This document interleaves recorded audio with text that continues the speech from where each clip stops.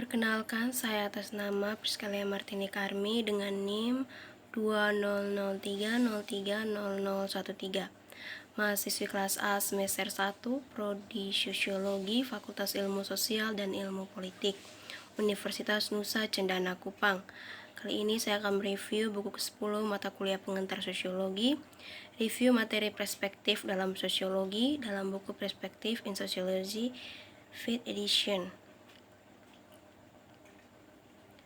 Bab pertama membahas mengenai dominasi teori sosial kontinental atau Eropa menjadi fokus utama. Itu perlu didaftarkan. Selama periode pasca perang langsung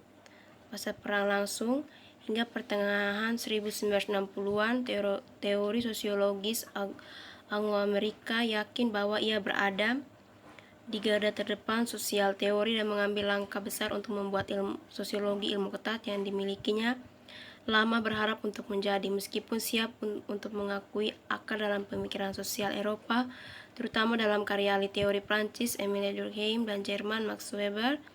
Keyakinannya adalah bahwa teori Anglo-Amerika dibangun atas ini pemikiran pendahulu dan bergerak maju. Bersamaan dengan antusiasme terhadap Marxisme struktural Althusser, berkembanglah pembaruan perhatian dengan sejumlah pemikir Marxis dari periode antarperang. Minat baru ini pada Marxisme Barat yang sejarahnya kembali ke sekitar waktu Perang Dunia I dan Revolusi Rusia menandai pergeseran besar menuju politisasi sosiologi. Ide pencerahan ini kemudian dilihat hanya sebagai bagian dari struktur ideologis masyarakat modern, dan kebutuhan untuk mengungkapkan fakta ini menjadi keharusan utama. Itu kritik dari proyek pencerahan membawa kebebasan manusia universal melalui pengetahuan ilmiah menjadi fokus serangan daripada masyarakat kapitalis seperti itu. Jadi warisan Marx untuk sosiologi telah ditinjau untuk kedua kalinya. Post-strukturalis saat ini melihatnya sebagai bagian dari proyek pencerahan bersama dengan Durkheim.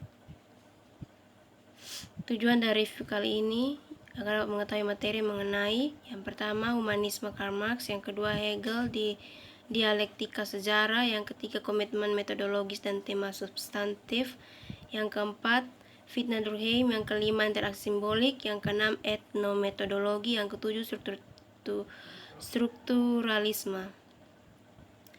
Yang pertama, bab kedua yaitu yang pertama humanisme Karl Marx. Faktanya tetap bahwa masalahnya terus didefinisikan dalam istilah yang paling dasar dengan mengacu pada model masyarakat yang berasal dari Marx, dan dijelaskan di bawah ini. Dalam pengertian ini, momok Marx terus menghantui pemikiran sosial. Bahkan di antara mereka secara eksplisit menolak teori dan mengklaim telah melampaui pengaruhnya. Pengaruh gagasan Marx dalam teori sosial sangat besar, tidak hanya di atasnya diakui kaum Marxis tetapi jauh lebih umum. Itu telah membentuk pemikiran sosial tentang masalah mendasar sedemikian rupa sehingga masalah yang menentukan teori kontemporer sebagian besar berasal dari Marxian. Misalnya, tema sentral umum dari teori terkini diskusi yang melampaui berbagai perspektif dan pendekatan menyangkut peran lembaga budaya dalam analisis masyarakat industri kontemporer. Sedangkan konsep dan asumsi berbeda di seluruh spektrum teoritis, ada konsensus luas di sekitarnya. Gagasan bahwa institusi budaya bagaimanapun dipahami telah mengambil alih yang dominan posisi dalam masyarakat yang sebelumnya ditempati oleh ekonomi yang ketat. Konsep humanisme mengacu pada sejauh mana teori sosial menjelaskan karakter terorganisir kehidupan sosial dalam hal individu. Apakah tatanan sosial dipahami sebagai dibangun dari tindakan berapa jauh adalah struktur yang dijelaskan dengan mengacu pada kekuatan kreatif masyarakat anggota. Dalam pengertian ini, humanisme adalah asumsi teoritis atau lebih banyak mungkin sikap metateoritis, yaitu sikap melihat teori dari luar. Yang kedua, Hegel atau dialektika sejarah. Hegel adalah pemikir paling berpengaruh pertama di abad ke-19 Jerman dan bisa dibilang di Eropa secara keseluruhan. Filsafat Hegel bertujuan untuk memberikan akun sejarah sebagai keseluruhan. Sejarah seluruh umat manusia menurutnya dapat dipahami kemajuan tunggal, terpadu, terorganisir, dan rasional. Sejarah mungkin terlihat seperti belaka suksesi yang tidak disengaja satu demi satu dalam urutan yang agak tidak teratur dan kacau. Tapi kesan itu hanya dangkal dilihat dengan cara yang benar. Sejarah dapat dikenali sebagai membuat cerita yang koheren tentang perkembangan dan kemajuan. Kemajuan tidak mulus, terus-menerus, dan kumulatif, melainkan datang melalui perjuangan, konflik, dan diskontinuitas, dan pada dasarnya merupakan jenis yang logika. Gagasan bahwa sesuatu didorong atau berjuang menuju tujuan tertentu disebut konsepsi teologis. Oleh karena itu, Hegel menyajikan teologis akun sejarah manusia. Studi Hegel tentang pikiran adalah studi tentang pengembangan ide, jadi secara alamiah dia berkonsentrasi pada bidang-bidang masyarakat yang kreatif atau ekspresi ide, seni pemikiran abstrak, terutama filsafat dan agama. Karenanya Hegel disebut sebagai seorang idealis. Secara klasik, kebenaran sering dicari dalam diskusi, dalam dialog, dan dialektika. Hegel mendasarkan logikanya pada model diskusi yang dicontohkan oleh Socrates di zaman klasik. Diskusi berasal dari ketidaksepakatan, konflik oposisi yang memicu perdebatan. Argumen dilanjutkan dengan meletakkan suatu posisi dan melawannya dengan posisi lain, berlawanan. Itu mencari kebenaran bukanlah tentang berdiri tegak di posisi sendiri, tapi tentang mencoba untuk mencapai kesepakatan dengan lawan, untuk sampai pada kesimpulan yang bisa diterima keduanya.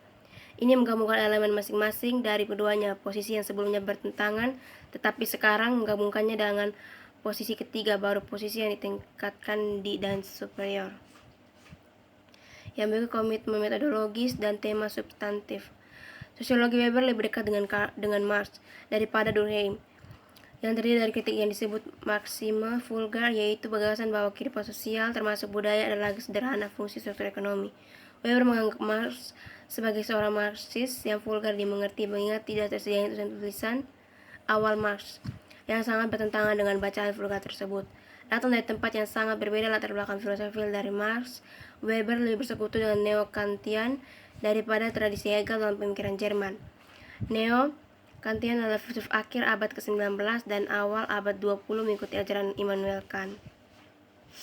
Komitmen tak henti-hentinya untuk efisiensi ujung-ujung ini membuat rasional kapitalisme apa adanya. Bisnis kapitalis terus menumpuk untung meski tidak ada kebutuhan praktis untuk itu, meski level keuntungannya melebihi apa yang dapat dibelanjakan oleh penerimanya. Daripada menjadi diperoleh untuk digunakan, tampaknya kekayaan dicari demi dirinya sendiri. Dan tujuan bisnis adalah perluasan keuntungan yang tiada henti. Yang berikut, fitnah Durkheim. Tuduhan konservatisme mengambil kekuatannya dari penekanan Durkheim pada masyarakat sebagai kesatuan moral. Perhatiannya pada solidaritas sosial dan penahanan kerusakan padanya dipahami oleh para pengkritiknya sebagai penerapan dan pengembangannya pendekatan dan akan melayani tatanan sosial yang ada. Interpretasi ini meremehkan pada kenyataannya sepenuhnya diabaikan kritik sosial dalam Durkheim, bersama dengan reputasinya di masanya sebagai sosialis dan radikal. Tuduhan positifisme lebih bisa dibenarkan. Durkheim memperdebatkan metodenya sendiri dengan alasan memang demikian penting untuk pengembangan ilmu positif, yaitu pendekatan mencari untuk menemukan hubungan seperti hukum di antara fenomena dan dimodelkan pada ilmu fisika. Dalam hal ini Durkheim adalah pewaris warisan pendahulunya dari Prancis Auguste Comte, pendiri keduanya positivisme dan sosiologi di pertengahan abad ke-19. Perhatian Durkheim pada pertanyaan kedua ini secara sah mengategorikannya sebagai seorang sosiolog fungsionalis. Dengan demikian menerima banyak kritik sebagai seorang konservatif. Kami mencatat bahwa Durkheim menekankan kesatuan moral masyarakat. Berbicara tentang masyarakat berarti berbicara dari berbagai jenis unit. Jika kita berbicara tentang masyarakat Inggris sebagai lawan dari masyarakat Prancis, maka harus ada pengertian di mana masing-masing merupakan unit yang berdiri sendiri, berbeda dan dibedakan dari yang lain. Dalam memiliki beberapa identitas yang gigih sebagai satu kesatuan, berapapun banyaknya dan dengan cara apapun itu jika tidak dibedakan secara internal, jelas masyarakat memiliki batasan dalam hal keberadaan masyarakat sebagai entitas terbatas dan bersatu dengan Durkheim terapkan garis pemikiran konsekuensial. Yang berikut interaksi simbolik.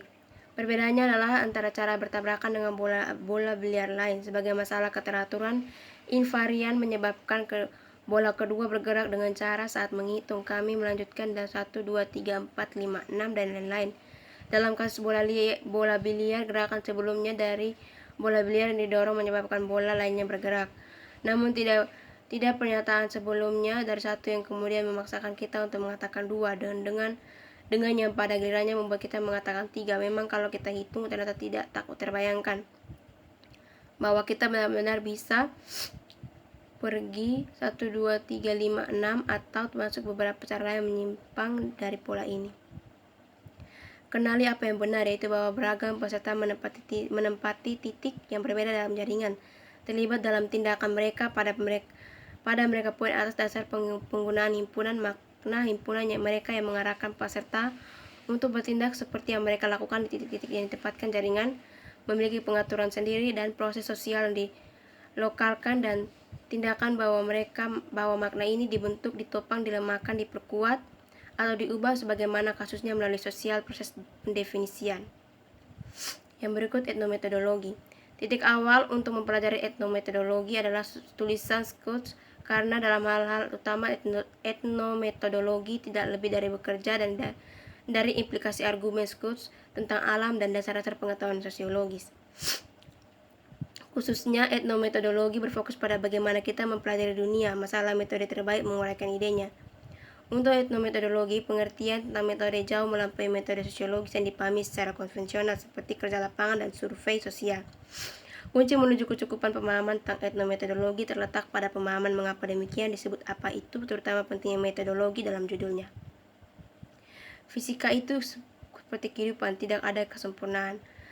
Tidak pernah semuanya dijahit, tidak semua pertanyaan lebih baik lagi, dan berapa banyak waktu dan minat yang Anda miliki benar-benar di dalamnya. Apakah alam semesta benar-benar melengkung? Itu tidak dipotong dan dikeringkan. Teori datang dan pergi. Sebuah teori tidaklah benar dan salah. Sebuah teori memiliki semacam posisi sosiologis yang berubah saat informasi baru masuk, agama sekarang. Secara pintas lalu, etnometodologi tampaknya mirip dengan simbol interaksionisme. Bagaimanapun interaksionisme simbolik menunjukkan banyak perhatian dan definisi situasi dan gagasan untuk memeriksa bagaimana orang mendefinisikan situasinya mungkin tampak hampir identik dengan konsepsi kita sekarang mengajukan. Yang berikut strukturalisme. Pendekatan strukturalis dalam linguistik berasal dari karya Ferdinand de Saussure, agak di bawah pengaruh ide Durkheim, menulis pada studi bahasa sedang dalam prosesnya by Saussure berusaha untuk mendefinisikan materi pelajaran untuk linguistik seperti Durkheim telah melakukannya untuk sosiologi, dan secara serupa mencari dalam fenomena supra-individual sistem bahasa yang disebut bahasa daripada dalam pidato individu. Pendekatannya memperlakukan tindakan berbicara sebagai hal sekunder fenomena. Ide dalam bawah sadar penting bagi strukturalisme karena ia mengusulkan untuk menemukan struktur yang mengatur sifat pemikiran manusia umumnya dan pada saat yang sama membuat penemuan asli. Malahan Durkheim Levi-Strauss berpendapat bahwa kunci tetomisme harus dilakukan dengan organisasi pemikiran dengan operasi intelek dan bukan dengan organisasi sosial. Dia melanjutkan dengan mengklaim studi dan tetomisme menunjukkan bahwa apa yang disebut masyarakat primitif menggunakan fenomena alam untuk dipikirkan. Bab yang ketiga itu simpulan. Berdasarkan hasil review pada bab sebelumnya dapat disimpulkan bahwa dominasi teori sosial kontinental atau Eropa menjadi fokus utama itu perlu didaftarkan. Selama periode pasca perang langsung hingga pertengahan 1960-an, teori sosiologis Anglo-Amerika yakin bahwa ia berada di garda depan sosial teori dan mengambil langkah besar untuk membuat sosiologi ilmu ketat yang dimilikinya lama berharap untuk menjadi. Faktanya tetap bahwa masalahnya terus didefinisikan dalam istilah yang paling dasar dengan mengacu pada model masyarakat yang berasal dari Marx dan dijelaskan di bawah ini. Dalam pengertian ini, Marx terus menghantui pemikiran sosial, bahkan di antara mereka secara eksplisit menolak teori dan mengklaim telah melampaui pengaruhnya. Memang model struktur atau dasar sebagai metode analis populer dan terbesar luas di kalangan ahli teori sosial kontemporer itu pernah.